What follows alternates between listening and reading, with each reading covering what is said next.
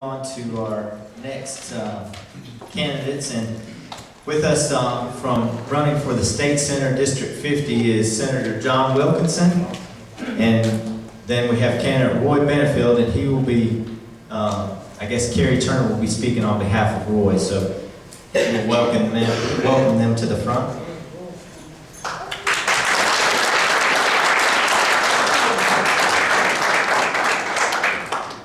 I'm not sure if they were here when we first started, but in the back we have ladies that will be timing things. So if you see a red card or a yellow card means you're getting close, red card means it's time to stop, okay? So at this time we will start with the basically open question on behalf, or for both of them. The first question is, give us a little bit of information about yourself and what is motivating you to run for this office. Senator Wilkinson, we'll start with you. Well, I know in this campaign I've heard a lot about career politicians and those kind of things. I'm a career agriculture teacher. I spent 32 years teaching agriculture, and I served as the state FFA advisor. I still live on a small farm in Stevens County, but I want you to know all my life I've gone to church in Franklin County. And my brother and I do pay some property tax in Franklin County, so I'm connected with Franklin County. It's been a real honor to serve you for the past 4 years. I've received great cooperation from everybody in Franklin County, and I just want to thank you for the opportunity that you've given me. Thank you, sir. And just to let you know, Roy is actually up in, I think it's Habersham or something, but Clayton County. And he had, or Clayton, excuse me, not Clayton County, Clayton. And he had committed to that prior to us actually opening this event. So Carrie is here on his behalf just to say something. Well, I want to thank you, I think, for allowing me to do this for Roy. And I'm going to have to use my notes because I want to make sure I get in what he once said. About 7 years ago, a gentleman strolled into our Land of Spirit folk play when we were starting rehearsals. Very unassuming man, very, very genteel, very happy all the time, just a good guy. We all fell in love with him, and that was Roy. Roy, through that, he mentored all the kids there, especially one of my eldest, who is now at Auburn, and y'all please don't hold that against me. But he's always been very involved with the community and with children especially. He's all about the kids, and anything we asked Roy, he stood up, he was right there with it. He was ready to take action. He was definitely not a back burner person. Roy has given me some information on him, but I want to tell you, if you talk to Roy for just a few minutes, you know a few things about him. Number one, he's a godly man. Number two, he loves his family and adores his wife. And number three, he is very passionate about his country and his county and his community. He's always been very active all around the community. You see Roy in all kinds of different civic organizations and venues. He's held board positions. He was with the First Foundation that was putting books into the children's hands before they ever reached school.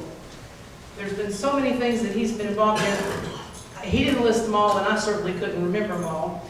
But some of the things he did say was, number one, he said, I've led a simple life. Well, I tend to disagree. Because if simple means you did what Roy has done, then, I don't know, that's not my definition of simple. He graduated from Tequila High School in 1964, and within 10 days, he was on Paris Island. And he was beginning his service with the Marines. From there, he went to Guantanamo Bay, Cuba for 13 months. He served in Vietnam for 13 months. He returned in '68 and was released as a Sergeant E5. He went to the DeKalb Police Department in 1969. I'm not going to be able to answer any more questions. So, Roy, this is the only thing we have to say of Roy. Is that okay? I mean, she's waving. She's having too much fun with that red paper back there. We'll give you another minute or two. All right. That'll be it. I'll try. Y'all know I don't talk just a little bit. I'm like missing. But he was released as a Sergeant E5, where he started in with the DeKalb Police Department in '69, where he was there for over 27 years.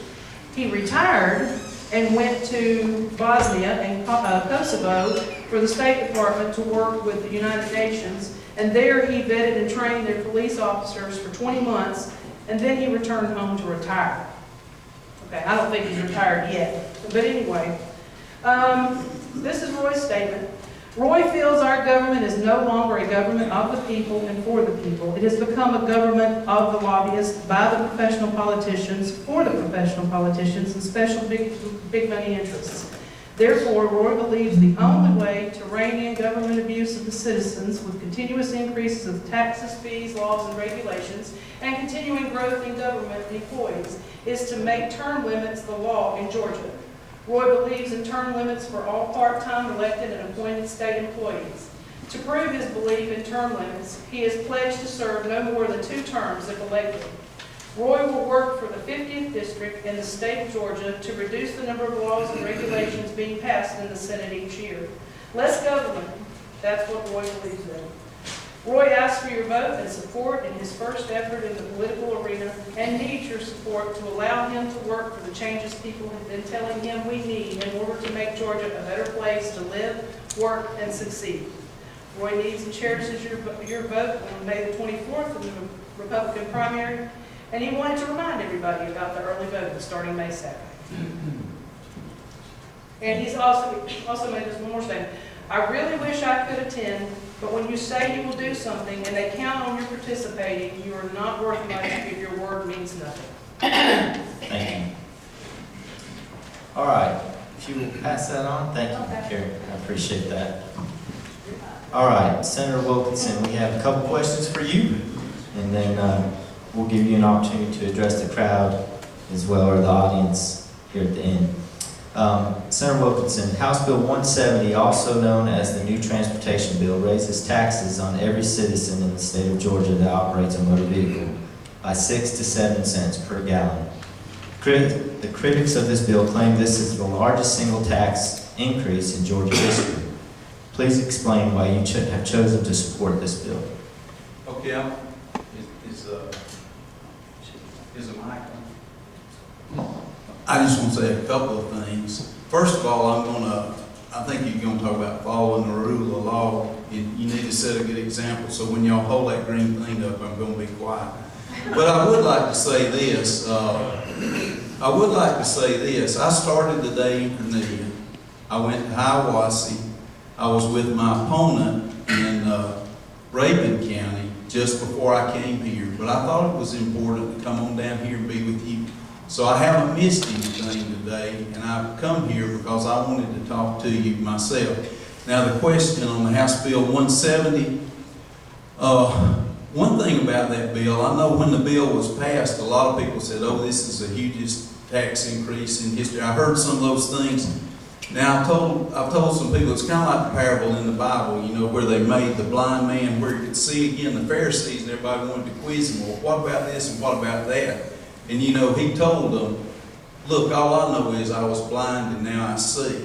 Now, we changed the sales tax to an excise tax, which I think is more fair, and all I know is I'm paying $1 less for gas than I was when the bill was signed. So it wasn't all bad, and people ask me why I support it.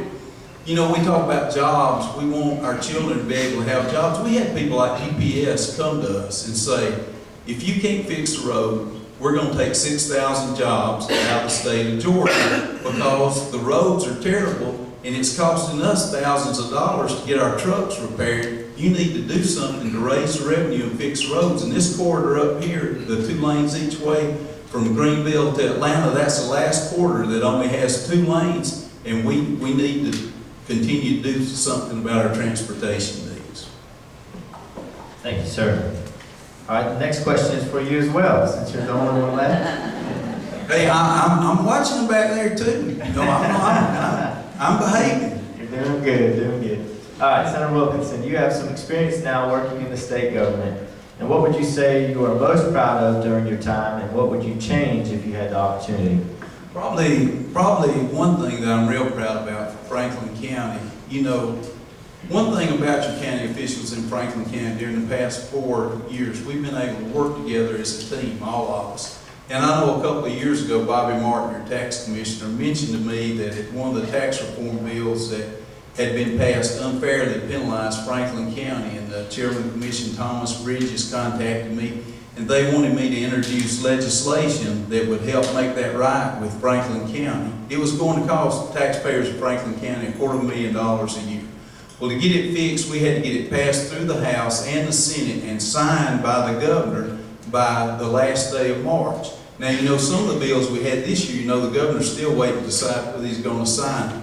So it did take us until March 31st, but we got that bill that had to do with big trucks and the tax and the ad valorem tax on trucks. But if we had not passed that bill, it would cost Franklin County $250,000 every year. Another thing I'm real proud of is chairman of the Agriculture Committee. There are more poultry houses in Franklin County than there are in any other county in the state. And we were facing that avian influenza threat last fall.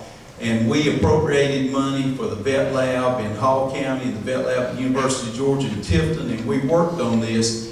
And the virus can't survive in temperatures above 70 degrees. So I think we've almost whipped it for this year, but I'm very proud that we've been able to appropriate money to help secure our $32 billion poultry business in the state.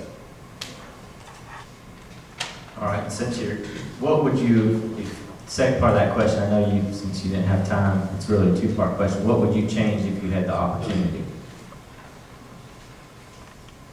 I'd have probably retired 2 years earlier.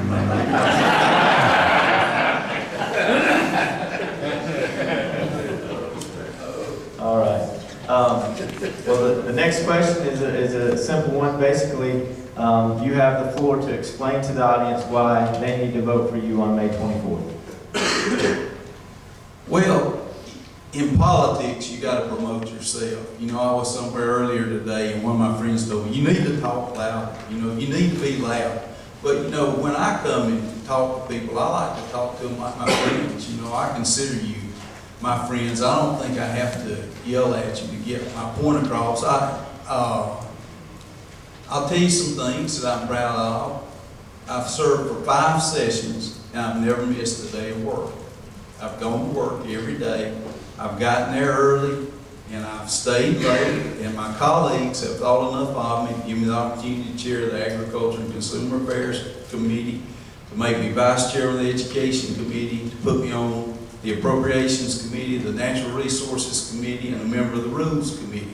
Now, I don't say that to be boastful about myself, but when I sit in the room on the Appropriations Committee and we're talking about money and how we're going to spend it, I feel like I'm your voice. I'm Franklin County's voice. When we're working on that bill that's unfair to Franklin County to save the taxpayers $250,000 a year, then I feel like I can have some influence for you in those capacities. And of course, if you start over and you've got somebody that's 55 or 56 in seniority, you're probably not going to have anybody sitting in those positions for 3 or 4 more years. And so I just feel like that I've worked hard and I've tried to be responsive to my constituents, and I appreciate your vote. Thank you very much.